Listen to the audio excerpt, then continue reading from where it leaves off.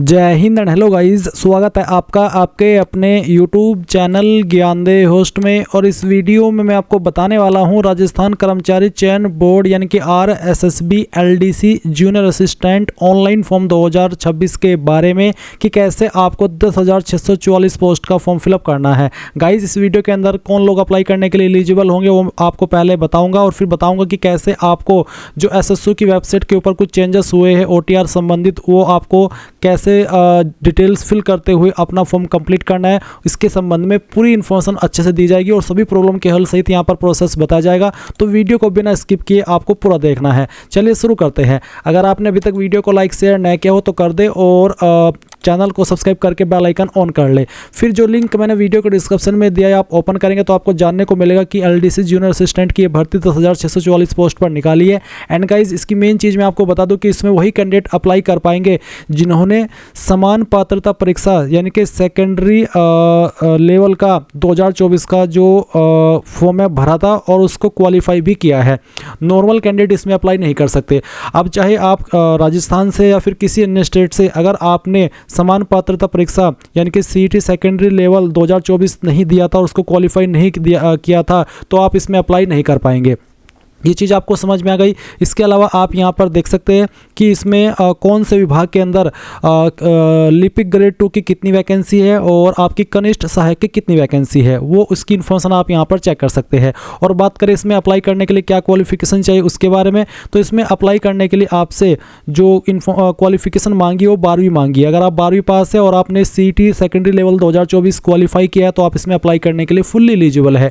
Age limit आपकी 18 से 40 साल के बीच रखी गई है। फीस इसमें बस कुछ है नहीं, फ्री में आप अप्लाई कर पाएंगे। वो इसलिए क्योंकि गाइज जब आप SSO की वेबसाइट के ऊपर OTR कर लेते हैं और OTR करने के बाद में आप फीस पे कर देते हैं, उसके बाद में आप जितने भी फॉर्म भरते हैं SSO की वेबसाइट के माध्यम से उसमें आपको कोई फीस पे करने की आवश्यकता नहीं पड़ती। ये फर्स्ट टाइम फीस होती है। अब क्योंकि आपका CET 2024 क्वालिफाई है तो आपने फीस पे कर रखी है। अब जो आप ये फॉर्म भरेंगे वो आप बिना किसी फीस के भर पाएंगे। फॉर्म आप लोग 15 जनवरी 2026 से लेकर के 13 फरवरी 2026 तक भर पाएंगे। एंड यहाँ पर 12वीं के अलावा भी आपसे कुछ क्वालिफिकेशन मांगी है। बेसिकली 12वीं के अलावा आपके पास कंप्यूटर रिलेटेड इनमें से कोई एक क्वालिफिकेशन होनी चाहिए जो यहाँ पर आपको मेंशन की गई है, तभी आप फुल्ली एलिजिबल हो पाएंगे अप्लाई करने के लिए। इसके अलावा आप सिलेक्शन प्रोसेस देंगे, किन डॉक्यूमेंट्स की आवश्यकता है या फिर किन चीज़ों की आवश्यकता आपको इस फॉर्म भरते समय पड़ने वाली है, वो सभी आप यहाँ पर चेक कर सकते हैं।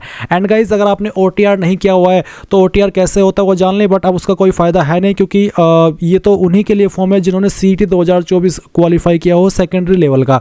अब ये सब इन्फॉर्मेशन चेक करने के बाद अगर आप इसमें एलिजिबल है और आपका इंटरेस्ट है फॉर्म भरने का तो आप इंपॉर्टेंट लिंक के सेक्शन से अप्लाई ऑनलाइन लिंक ओपन करेंगे। देन आपके सामने यहाँ पर SSO का इंटरफेस आ जाएगा। मैं आपको बता दूं कि अगर आपने इस वेबसाइट का इस्तेमाल करके पिछले 4-5 साल के अंदर कोई भी फॉर्म भरा है तो आपका अकाउंट बना हुआ होगा। आपको यहाँ पर दोबारा से रजिस्ट्रेशन करने की आवश्यकता नहीं है। आप उसी डिटेल से लॉगिन करेंगे जिसमें कि आपको आपकी SSO ID या फिर यूजर नेम यहाँ पर एंटर करना है एंड जो आपने पासवर्ड बनाया था वो डालना है। बट गाइस, अगर आप आपका पासवर्ड भूल चुके हैं तो आप यहाँ पर I forgot my password click here, इसके सामने क्लिक हियर पर क्लिक करेंगे एंड देन जो आपकी SSO ID है वो यहाँ पर डालेंगे। जो मोबाइल नंबर या फिर ईमेल ID आपने रजिस्टर की थी वो डालेंगे, एक कैप्चा कोड फिल करेंगे एंड देन सबमिट के ऊपर आप जैसे ही क्लिक करेंगे तो आपको मैसेज के माध्यम से आपका जो पासवर्ड है वो सेंड कर दिया जाएगा। अगर आप आपकी SSO ID भूले हैं तो आपको यहाँ पर उसको भी रिसेट करने का ऑप्शन दिया है। पर गाइज, अगर आप यहाँ पर पहली बार इस वेबसाइट का इस्तेमाल करके कोई फॉर्म भर रहे हैं तो आपको रजिस्ट्रेशन करना होगा। इसके लिए आप यहाँ पर रजिस्ट्रेशन के ऊपर क्लिक करेंगे, फिर आपको यहाँ पर सेलेक्ट करना है कि आप इनमें से किस माध्यम से लॉगिन होना चाहते हैं। तो यहाँ पर आपको जन आधार का भी ऑप्शन दिया है और गूगल का भी ऑप्शन है, तो आप यहाँ पर गूगल सेलेक्ट कर लीजिएगा। गूगल सेलेक्ट करने के बाद में आपको आपकी ईमेल ID का यहाँ पर इस्तेमाल करना है। कोई भी ईमेल ID आप यहाँ पर डालिए एंड देन नेक्स्ट के ऊपर क्लिक कीजिए। अब गाइज, यहाँ पर आपके सामने कुछ ऐसा इंटरफेस आएगा। जैसे ही आप अपनी ईमेल ID एंड उसका पासवर्ड डाल करके लॉगिन कर लेंगे, अब आपको यहाँ पर आपकी SSO ID बना लेनी है। आप अपनी ईमेल ID के अकॉर्डिंग जो SSO ID फैच की गई है, अगर यही रखना चाहते तो ये भी रख सकते हैं। अगर आपको इसमें कोई बदलाव करना है तो वो भी आप कर सकते हैं। फिर आपको एक पासवर्ड बनाना है नया, और आपका एक पासवर्ड कैसा होगा वो आप देख लीजिए। पासवर्ड के अंदर इंग्लिश का कैपिटल लेटर कम से कम एक, स्मॉल लेटर कम से कम एक, ज़्यादा कितने भी हो सकते हैं, स्पेशल कैरेक्टर और साथ ही डिजिट का आपको इस्तेमाल करना है। तो कुछ इस तरह का पासवर्ड बनाने के बाद में उसको दोबारा डालेंगे, वेरीफाई कर देंगे, अपना मोबाइल नंबर डालेंगे जो कि आप रजिस्टर करना चाहते हैं और यहाँ पर ईमेल आपकी ऑलरेडी दी गई है। है। इसके बाद में आपको रजिस्टर के ऊपर क्लिक करना है। अब गाइज आपके सामने लॉगिन का पेज आएगा, जैसा कि आप यहाँ पर देख सकते हैं। अब आपको यहाँ पर वो आपकी SSO ID डालनी है जो कि अभी आपने बनाई है, या फिर आपका यूजर नेम डालना है, आपका पासवर्ड डालना है जो कि अभी आपने बनाया, ये कैप्चा कोड डालेंगे एंड देन लॉगिन के ऊपर क्लिक करेंगे। अब गाइज आपके सामने यहाँ पर ये अपडेट प्रोफाइल का ऑप्शन आएगा। तो आपको सबसे पहले आपका फर्स्ट नेम एंटर करना है 10th के सर्टिफिकेट के अकॉर्डिंग, फिर आपको आपका लास्ट नेम एंटर करना है। इसके बाद डिस्प्ले नेम अगर आप अपना चेंज करना चाहते हैं तो ये भी आप यहाँ से चेंज कर सकते हैं। फिर आपकी जो डेट ऑफ बर्थ है वो आपको यहाँ पर इस तरह से कैलेंडर के ऊपर क्लिक करके सिलेक्ट कर लेनी है, पहले ईयर फिर मंथ और उसके बाद में डे। देन गाइज यहाँ पर जेंडर आपको सिलेक्ट करना है। अगर आप यहाँ पर नंबर ऐड करना चाहते हैं, आपने नहीं किया तो आप यहाँ पर इसके सेक्शन के ऊपर क्लिक करके अपना नंबर डालेंगे, सेंड OTP पर क्लिक करेंगे तो OTP जाएगा, वो OTP यहाँ पर डाल करके वेरीफाई करना है। ईमेल ID भी आप यहाँ पर ऐड कर सकते हैं या फिर चेंज कर सकते हैं। इसके अलावा आपको यहाँ पर पोस्टल एड्रेस में जो आपका प्रेजेंट एड्रेस है वो फिल करना है, और फिर जो आपका पोस्टल कोड है वो भी आपको यहाँ पर डाल देना है। पोस्टल कोड यानी कि जो आपका पिन कोड लगता है वो पिन कोड आप यहाँ पर लिखेंगे। सिटी डिस्ट्रिक्ट कौन सी है वो भी आपको यहाँ पर अपनी एंटर कर देनी है। एंड इसके बाद में गाइस आपकी जो स्टेट है वो भी आपको यहाँ पर सेलेक्ट कर लेनी है। फिर अगर आपकी बहामासा ID है तो वो आप यहाँ पर डाल देंगे, अगर नहीं है तो आप इसको ऐसे ही छोड़ दें। जन आधार ID है तो वो यहाँ पर डाल देंगे एडिट के ऊपर क्लिक करके, नहीं तो आप इसको ऐसे ही छोड़ देंगे। एंड उसके बाद में अगर आपका आधार ID है तो आप यहाँ पर डालेंगे, कोई ओल्ड SSO ID है तो आप यहाँ पर दे देंगे। एंड उसके बाद में इन सभी जानकारी को चेक करते हुए आप अपडेट के ऊपर क्लिक करेंगे। गाइज जैसे ही आप आपकी प्रोफाइल की इंफॉर्मेशन फिल कर लेंगे या फिर उसको अपडेट कर लेंगे तो आप यहाँ पर जो रिसेंट ऐप्स है जो कि SSO के सभी सुविधा है वो यहाँ पर आपको देखने को मिलेंगे। आपको क्या करना है, आपको यहाँ पर इसमें सर्च कर लेना है, क्विक सर्च के अंदर REC। जब आप इतना लिखेंगे तो आपको यहाँ पर रिक्रूटमेंट पोर्टल देखने को मिलेगा। तो आप ये जो रिक्रूटमेंट पोर्टल देख पा रहे हैं आप इसके ऊपर क्लिक करेंगे। इसके ऊपर क्लिक करने के बाद आपके सामने कुछ ऐसा इंटरफेस आएगा। गाइज यहाँ पर अभी रिसेंटली जो SSO की वेबसाइट है उसने ये अपडेट लॉन्च किया है, जहाँ पर आपको आपकी OTR की eKYC करने को बोला है। अगर आप यहाँ पर क्लिक हियर के ऊपर क्लिक करेंगे तो आपके सामने इसका नोटिस आ जाएगा, जिस नोटिस के अंदर आपको यहाँ पर बोला है कि बहुत सारे कैंडिडेट फ्रॉड इन्फॉर्मेशन दे देते हैं, बहुत सारे कैंडिडेट यहाँ पर सेम इन्फॉर्मेशन को बार बार दे देते हैं, या फिर जैसे कि आपने कोई इन्फॉर्मेशन भरी, सेम कैंडिडेट ने वही इन्फॉर्मेशन दोबारा भर दी, तो ऐसे में यहाँ पर डुप्लीकेशन हो जाता है, एप्लीकेशंस का ऑथेंटिकेशन हो जाता है कैंडिडेट का। तो इस तरह की जो चीज़ें हैं उनको रोकने के लिए ये eKYC को लॉन्च किया है। तो अब आप क्या करेंगे, आप यहाँ से ओके कर दीजिएगा। अगर आप पहले से OTR करके रखे हैं तो आपके सामने ये वाला इंटरफेस आएगा। अब आप यहाँ पर ओके करिएगा, क्योंकि मेरा पहले से ही इसमें OTR होकर के रखा है तो मेरे सामने कुछ ऐसा इंटरफेस आया, जहाँ पर गाइज आपको इसमें फर्स्ट स्टेप देखने को मिलेगा बेसिक डिटेल्स का। तो जब आप बेसिक डिटेल्स अपनी देखेंगे जो कि आपने इसमें भरी थी, जो कि मैं आपको यहाँ पर दिखा देता हूँ, मेरे सामने बेसिक डिटेल्स का ऑप्शन आ चुका है। यहाँ पर पूछे are you Rajasthan government employee, अगर है तो यस, नहीं तो आप नो करेंगे। अगर आप यस है तो फिर आपको यहाँ पर राजस्थान गवर्नमेंट एम्प्लॉय नंबर देना होगा और फिर फैच के ऊपर क्लिक करके उस जानकारी को फैच करना होगा।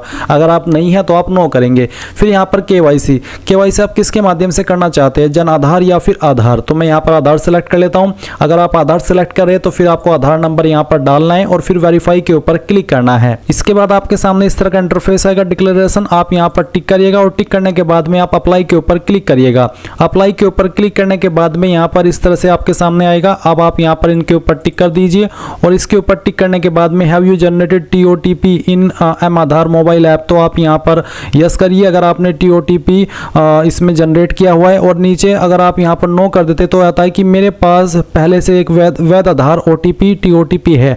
अगर है तो आप कर दें, नहीं तो आपको यहाँ पर ये सेकंड वाला ऑप्शन टिक नहीं करना है, आपको सिर्फ पहले वाला ही टिक करना है और उसके बाद में OTP भेजे इसके ऊपर क्लिक करना है। इसके ऊपर क्लिक करने के बाद में गाइज यहाँ पर जो आपने आधार कार्ड के साथ में मोबाइल नंबर रजिस्टर किया हुआ है उसके ऊपर एक OTP सेंड किया जाएगा। वो OTP आप यहाँ पर डालेंगे और प्रमाणीकरण करें इसके ऊपर क्लिक करेंगे। गाइज जैसे ही आपका OTP वेरीफाई होगा तो आपके सामने इसी प्रकार का इंटरफेस आएगा जैसे कि आप वीडियो में देख सकते हैं। अब आप यहाँ पर आपके स्टेप 2 पर आ चुके हैं। इसमें आपको जो आपकी इंफॉर्मेशन आपने OTR के अंदर फिल करी थी वो इंफॉर्मेशन आपकी यहाँ पर फैच की जाएगी। अगर आपने OTR के अंदर अलग जानकारी भरी हुई है और आधार के साथ में आपकी अलग इंफॉर्मेशन है तो आप यहाँ पर अपडेट OTR के ऊपर क्लिक करके उसको अपडेट करेंगे। तो यहाँ पर गाइज मैंने अपनी इंफॉर्मेशन आधार के अकॉर्डिंग कर ली है और इसके बाद में आप यहाँ पर नीचे इंस्ट्रक्शंस देखेंगे। यहाँ पर आपको लाइव फोटो, आपको आपका लाइव फोटो अपलोड कर देना है। मैंने पहले से लाइव फोटो अपलोड करके रखा है इसलिए यहाँ पर मेरा फोटो यहाँ पर आ रहा है। और साथ ही आप देखेंगे स्पाइसमैन में आपको क्या अपलोड करना है, मैं आपको यहाँ पर सैम्पल हैंड-रिटन स्पाइसमैन ये ओपन करके दिखाता हूँ। ये आपका सैम्पल है, आपको उसको क्या करना है, डाउनलोड कर लेना है। और डाउनलोड करने के बाद में आपको प्रिंट करना है, और प्रिंट करने के बाद में आपको यहाँ पर जो हिंदी प्रारूप है ये आपको यहाँ पर हिंदी में लिखना है। और जहाँ पर ये लिखा है मैं आवेदक का नाम में आपको आपका नाम लिखना है जो आपने फॉर्म के अंदर भरा है, या फिर आप इसमें OTR के अंदर भरे हो। फिर पिता का नाम और जो आपका डेट ऑफ बर्थ है वो आप लिखेंगे। फिर उसके बाद में जो लाइन से हिंदी वाली है सेम लाइन आप यहाँ पर हिंदी में रिटर्न कर देंगे, और यहाँ पर आप आपके सिग्नेचर कर देंगे। फिर सेम इन्फॉर्मेशन आपको इंग्लिश के अंदर रिटर्न करनी है अपने हैंड से, और जहाँ पर आपको नाम लिखने को बोला है वहाँ पर नाम लिखना है, और फादर नेम की जगह पर फादर नेम और डेट ऑफ बर्थ यहाँ पर भी लिखना है, और फिर यहाँ पर भी लिखना है। उसके बाद सिग्नेचर करने हैं। यहाँ पर आपको आपकी SSO ID लिखनी है, आपका OTR नंबर लिखना है, और जो आपका परमानेंट एड्रेस है वो भी यहाँ पर लिख देना है। उसके बाद आप इस फाइल को स्कैन करेंगे, और फिर आप यहाँ पर इसको अपलोड कर देंगे हैंड रिटन स्पाइसमैन के अंदर, जिसका फॉर्मेट PDF का रखा है, और साइज 550 KB से 200 KB के बीच में रहना चाहिए। अब अगर आपकी ये फाइल इमेज के अंदर है तो आप इसको PDF में कैसे बनाएंगे वो जान लीजिए। आप गूगल के अंदर आना और सर्च करना इमेज टू PDF। जैसे आप सर्च करेंगे ये पहली वेबसाइट आएगी, इसको ओपन कर लेना। उसके बाद में सिलेक्ट JPG इमेज के ऊपर क्लिक करके जो अभी आपने स्पाइसमैन स्कैन करके रखा है वो स्पाइसमैन आप सेलेक्ट कर लेंगे। डेमो के लिए मैं ये फाइल सेलेक्ट कर रहा हूँ। फिर यहाँ से ओपन करेंगे, कन्वर्ट टू PDF के ऊपर क्लिक करेंगे, ये फाइल आपकी PDF के अंदर कन्वर्ट होगी। अब आप डाउनलोड PDF के ऊपर क्लिक करके इसको डाउनलोड कर लेना। अब गाइज अगर आपका इसका साइज कम हो जाता है तो आप इसको कैसे करेंगे, अब बढ़ाएंगे वो जान लीजिए। आप गूगल के अंदर सर्च करना इंक्रीज, यहाँ पर आपको इंक्रीज PDF साइज, तो मैं यहाँ पर इंक्रीज PDF साइज सर्च करता हूँ। इसके बाद में यहाँ पर आप इंक्रीज PDF साइज की जो पहली वेबसाइट आएगी इसको ओपन कर लेना। उसके बाद में सिलेक्ट PDF के ऊपर क्लिक करना, और जो आपकी PDF अभी आपने इमेज से PDF में बनाई है वो सिलेक्ट करना। उसके बाद में ओपन करना, और अभी इसमें आपको जो साइज बोला है वो 50 से 200 KB के बीच में बोला है, तो चलिए मैं यहाँ पर इसको 100 KB कर लेता हूँ। और फिर इंक्रीज PDF साइज इसके ऊपर क्लिक करता हूँ। इसके ऊपर क्लिक करने के बाद में ये फाइल का जो साइज है PDF का ये बढ़ेगा, जो आपने साइज अपनी मर्जी से यहाँ पर बनाया उस साइज में, तो आपको थोड़ा सा प्रोसेस होने देना है। मैं डाउनलोड के ऊपर क्लिक कर लेता हूँ क्योंकि ये हो चुकी है प्रोसेस। उसके बाद आप यहाँ पर आएंगे और जो फाइल आपने अभी PDF के अंदर कन्वर्ट की है वो फाइल यहाँ पर अपलोड कर देंगे। क्योंकि मैंने पहले से ही ये चीज़ें करके रखी है तो मेरी यहाँ पर लाइव फोटो भी अपलोड है, साथ ही साथ जो हैंड रिटन स्पाइसमैन है वो भी अपलोड है। अब आपको यहाँ पर आपका फुल सिग्नेचर इंग्लिश, आपको इंग्लिश के अंदर अपना सिग्नेचर अपलोड करना है, जिसका साइज 20 से 50 KB के बीच में रखा है। फॉर्मेट JPEG का रहना चाहिए, साथ ही साथ फुल सिग्नेचर हिंदी। गाइज जो आपका इंग्लिश का सिग्नेचर है वो कुछ भी हो सकता है। आप सिग्नेचर में जो भी आप सिग्नेचर अपना रखते हैं, सिग्नेचर का मतलब होता है कुछ भी। सिग्नेचर ऐसा नहीं है कि आपका नाम है तो आप अपना नाम ही सिग्नेचर में लिखते हैं। कुछ कैंडिडेट या फिर कुछ लोग ऐसे भी होते हैं कुछ भी वहाँ पर लिख देते हैं, वो एक साइन होता है। तो इंग्लिश वाला जो भी आपका साइन है वो आपको यहाँ पर साइन अपलोड करना है। उसके बाद में फुल सिग्नेचर इन हिंदी, तो जो हिंदी के अंदर आप अपलोड करेंगे उसमें आप आपका पूरा नाम हिंदी के अंदर लिख करके अपलोड करिएगा। इसका साइज भी 20 से 50 KB के बीच में रखा है। तो आप अपलोड के ऊपर क्लिक कीजिए और जहाँ पर भी आपका सिग्नेचर है वो सिग्नेचर की फाइल आप यहाँ पर सिलेक्ट करेंगे। तो चलिए मैं यहाँ पर इस फाइल को सिलेक्ट करता हूँ और फिर यहाँ से ओपन कर लेता हूँ। आपका सिग्नेचर इस तरह से आ जाएगा। उसके बाद आप यहाँ पर हिंदी वाला सिग्नेचर भी सिलेक्ट कर लेंगे और फिर आप सेव और नेक्स्ट के ऊपर क्लिक करेंगे। नाउ गाइज आपके सामने यहाँ पर स्टेप 3 आएगा पेमेंट का। तो आप यहाँ पर पेमेंट वाले सेक्शन पर आएंगे और जो आपने इन्फॉर्मेशन अभी अपनी OTR के अंदर भरी है वो इन्फॉर्मेशन आप यहाँ पर चेक करेंगे। सभी इन्फॉर्मेशन चेक करने के बाद में यहाँ पर आपको पेमेंट डिटेल्स देखने को मिलेगी। इसमें पेमेंट मोड ऑनलाइन, अमाउंट आप देख सकते हैं, ट्रांजैक्शन रेट मैंने पहले से ही पेमेंट करके रखा है क्योंकि मैंने आपको पहले ही बताया था कि SSO की वेबसाइट के ऊपर जब आप एक बार OTR कर लेते हैं और उसके बाद जब आप एक बार फीस पे कर देते हैं तो उसके बाद में जितने भी फॉर्म आप भरते हैं SSO की वेबसाइट के माध्यम से वो सभी आप लोग फ्री में अप्लाई कर पाते हैं। तो मेरा पेमेंट यहाँ पर ऑलरेडी रिसीव्ड है, आप देख सकते हैं ट्रांजैक्शन रेट यहाँ पर दी गई है।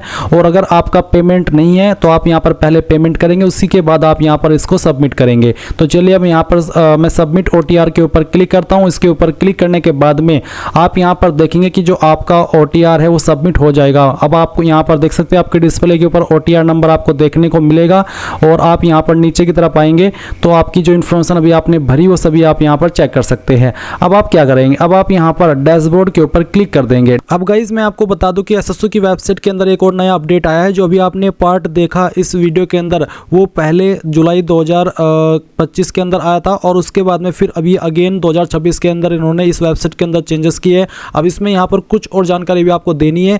ये सभी आपसे इसलिए ली जाती है ताकि आगे चल करके आपको फ्यूचर में कोई प्रॉब्लम फेस ना करनी पड़े। तो अब आप यहाँ पर अपनी जो बेसिक डिटेल है वो एडिट कर सकते हैं। तो अगर आपके सामने ये विकल्प आए तो आप इस इन्फॉर्मेशन को यहाँ पर भर देना, नहीं आए तो आप आगे इस वीडियो को देख करके कैसे फॉर्म फिल करना है वो जान लेना। तो अगर आपको यहाँ पर भरने को बोला जा रहा है तो आप भरेंगे यहाँ पर आपकी माताजी का नाम, उसके बाद में विजिबल बॉडी मार्क, आपकी बॉडी के ऊपर ऐसा निशान जिससे आपकी बॉडी की पहचान होती है। ये निशान आपकी बॉडी के ऊपर कहीं पर भी हो सकता है। अगर आपकी बॉडी के ऊपर ढूंढने के बाद भी कोई निशान नहीं मिलता तो आप यहाँ पर नो मार्क लिख सकते हैं। उसके बाद मैरिटल स्टेटस क्या, unmarried, married, divorced, remarried, widower, जो भी है वो आप सेलेक्ट कर लेना।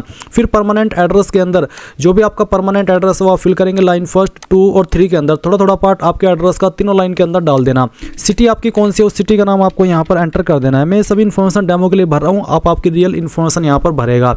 उसके बाद में स्टेट कौन सी है आपकी वो स्टेट आप यहाँ पर सेलेक्ट कर लेंगे। डिस्ट्रिक्ट कौन सी है वो आप सेलेक्ट कर लेंगे। अगर आप राजस्थान से हैं, क्योंकि मेनली इस फॉर्म के अंदर राजस्थान से ही कैंडिडेट फॉर्म भरेंगे और इसलिए मैं यहाँ पर राजस्थान सेलेक्ट कर लेता हूँ। फिर डिस्ट्रिक्ट और उसके बाद में जो भी आपका पिन कोड है वो आप यहाँ पर डाल देना। अब आपसे पूछे स्पेशल कैटेगरी में do you belong to armed force service, यानी कि जो आर्म फोर्स सर्विस है कि आप उससे बिलोंग करते हैं। अगर हाँ तो यस, नहीं तो आप नो करेंगे।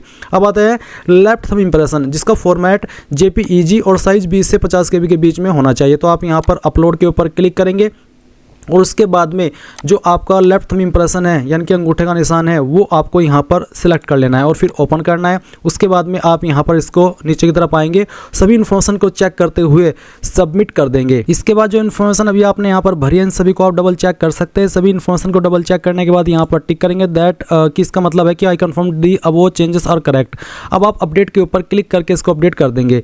ये डिटेल्स आपकी यहाँ पर अपडेट हो चुकी है और आपके सामने यहाँ पर आपका डैशबोर्ड आ चुका है जहाँ से आपको फॉर्म अप्लाई करना है। अप्लाई नाउ इसके ऊपर क्लिक करेंगे एंड देन आपको यहाँ पर एंटर एप्लीकेशन नंबर बोला है। बेसिकली आपको यहाँ पर CET 12th लेवल का जो एप्लीकेशन नंबर है वो डालना है, क्योंकि यहाँ पर वही कैंडिडेट अप्लाई कर पाएंगे जिसने कि CET 12th लेवल दिया हो। तो वो एप्लीकेशन नंबर आप यहाँ पर डालेंगे और सबमिट के ऊपर क्लिक करेंगे। इसके ऊपर क्लिक करने के बाद आपके सामने clerk grade 2 and junior assistant की पोस्ट आ जाएगी। आप यहाँ पर इसके ऊपर क्लिक करेंगे एंड देन यहाँ पर आपकी OTR की जानकारी दी गई है। अगर आपको OTR के अंदर कोई भी जानकारी चेंज करनी है, अपडेट करनी है, तो आप अपडेट के ऊपर क्लिक करके कर लेंगे, नहीं तो आपको प्रोसीड के ऊपर क्लिक करना है। एंड देन आपके सामने यहाँ पर आपकी जो OTR के अंदर जानकारी आपने भर करके रखी है वो आ जाएगी। तो आप यहाँ पर आपका मदर नेम वेरीफाई करेंगे। इसके अलावा आपकी कास्ट कैटेगरी आप यहाँ पर चेक कर सकते हैं, रीचेंज भी कर सकते हैं।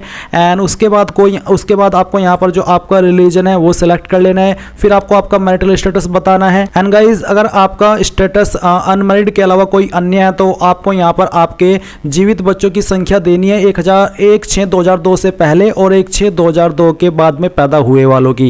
एंड अगर आप यहाँ पर अनमैरिड है तो आप इसमें 00 लिख देंगे। फिर आपको यहाँ पर आपका जो व्हाट्सएप का मोबाइल नंबर है वो एंटर कर देना है। आपको आपकी आधार ID यहाँ पर डाल करके वेरीफाई के ऊपर क्लिक करके इसको वेरीफाई कर देना है। फिर आपसे यहाँ पर पूछा कि क्या आप राजस्थान के अनुसूचित क्षेत्र से संबंधित है। अगर हाँ तो यस, नहीं तो आप नो ही रहने देंगे। फिर एक कोरेस्पोंडेंस एड्रेस यानी कि आपका प्रेजेंट एड्रेस, तो जो आपका प्रेजेंट एड्रेस है वो आपको यहाँ पर देखने को मिल जाएगा। नहीं देखने को मिल रहा है तो आप खुद से आपका प्रेजेंट एड्रेस यहाँ पर भर देंगे, जिसमें कि आपका एड्रेस लाइन 1, 2, 3, फिर आपकी स्टेट, फिर आपकी डिस्ट्रिक्ट, फिर आपका विलेज, आपका पिन कोड एंड देन फिर आप नेक्स्ट के ऊपर क्लिक करेंगे। इसके बाद में गाइज यहाँ पर डिक्लेरेशन आपके सामने आएगा, तो आप यहाँ पर डिक्लेरेशन के ऊपर टिक कीजिएगा और इसको पढ़ने के बाद आप यहाँ पर ओके के ऊपर क्लिक करिएगा।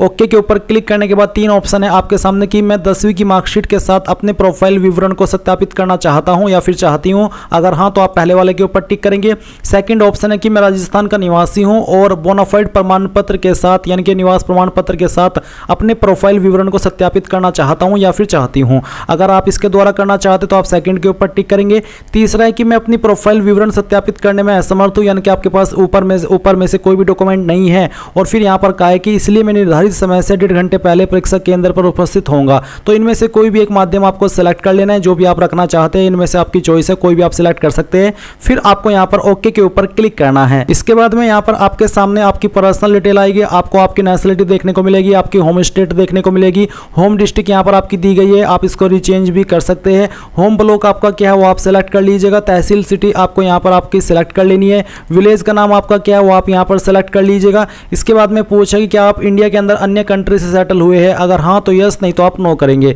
इसके बाद आपको बताना कि क्या भूतपूर्व सैनिक है, अगर हाँ तो यस, नहीं तो आप नो ही रहने देंगे। क्या आप एक उत्कृष्ट खिलाड़ी है, अगर हाँ तो आप यस करिएगा, नहीं तो आपको नो ही रहने देना है।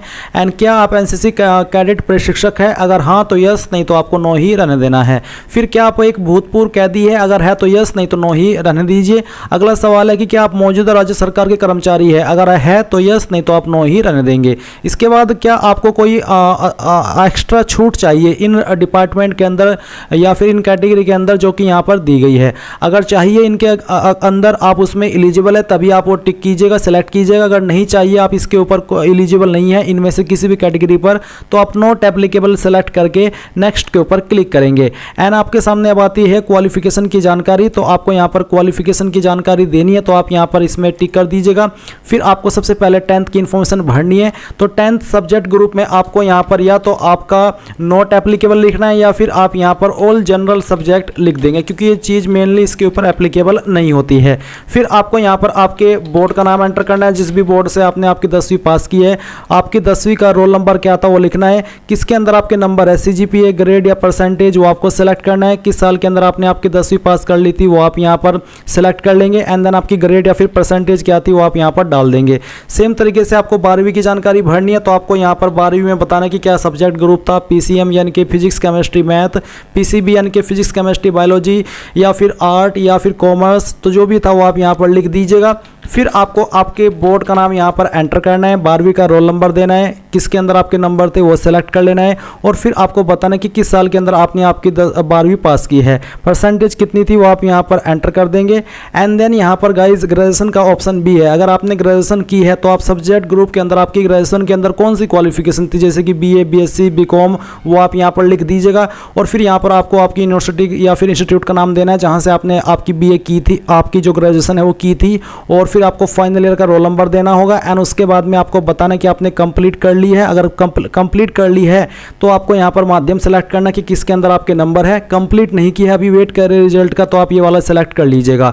एंड इसके बाद में गाइज यहाँ पर आता है 4th ऑप्शन, तो आपके पास इनमें से कोई एक क्वालिफिकेशन होनी चाहिए, तो जो भी आप यहाँ पर इनमें से क्वालिफिकेशन रखते हैं वही क्वालिफिकेशन आपको यहाँ पर सेलेक्ट कर लेनी है। जैसे कि यहाँ पर एक ऑप्शन है कि senior secondary certificate from recognised board with the computer science या फिर computer application as one of the subject, यानी कि आपके पास 12वीं के अंदर कंप्यूटर साइंस या फिर computer application one of subject है, तो फिर आप सिंपल 12वीं पास से भी इसमें अप्लाई कर पाएंगे। तो सेम वे में जैसे कि मैंने यहाँ पर सीनियर सेकेंडरी सेलेक्ट किया, तो सब्जेक्ट ग्रुप में आपको यहाँ पर आपका जो सब्जेक्ट था 12वीं के अंदर कंप्यूटर एप्लीकेशन या फिर कंप्यूटर साइंस वो आपको यहाँ पर लिख देना है। जैसे कि मैं यहाँ पर कंप्यूटर एप्लीकेशन लिख देता हूँ। इसके बाद में यहाँ पर आपको बताना है कि आपने कौन से बोर्ड के द्वारा या फिर अगर आप कोई कोर्स की जानकारी दे रहे हैं इनमें, क्योंकि यहाँ पर कोर्स भी है, तो आपको यहाँ पर आपके इंस्टीट्यूट का नाम देना है जहाँ से आपने वो कोर्स प्राप्त किया है। अगर आप यहाँ पर ये सिलेक्ट किया जो कि मैंने सेलेक्ट करके दिखाया है, तो फिर आप यहाँ पर आपके बोर्ड का नाम दे दीजिए, क्योंकि आपने ये क्वालिफिकेशन बोर्ड से ही पास की है। और फिर आपको यहाँ पर आपका रोल नंबर देना है, वही जो कि आपने 12वीं के अंदर यहाँ पर सेक्शन में भरा है।